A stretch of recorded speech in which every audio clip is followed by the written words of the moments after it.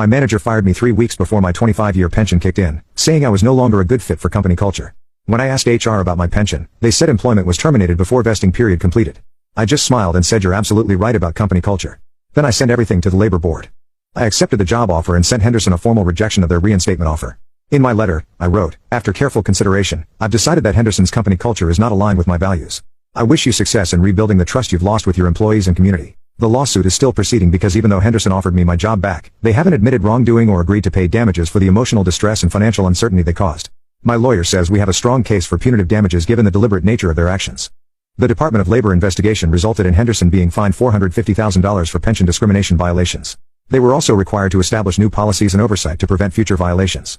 Update 3. 3 months later, and the fallout continues to affect Henderson in ways they never anticipated. The Justice for Henderson Workers Facebook page has grown to over 15,000 followers and has become a forum for current and former Henderson employees to share their experiences. The stories that have emerged paint a picture of a company culture that became increasingly toxic under Derek's leadership.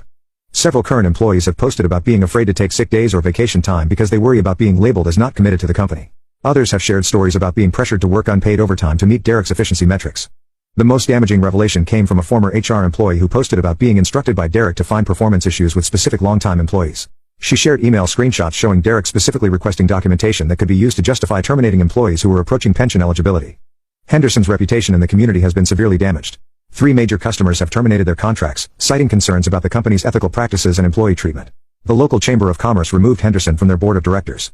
The company has been struggling to hire replacement workers, especially for skilled positions. Word has spread throughout the industry about what happened, and experienced workers are reluctant to trust a company that would fire someone 3 weeks before their pension vested. Meanwhile, my new job at Apex has been everything I hoped for.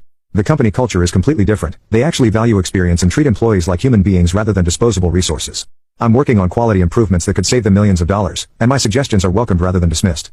The irony is that Henderson is now struggling with quality control issues since firing me and the other experienced employees.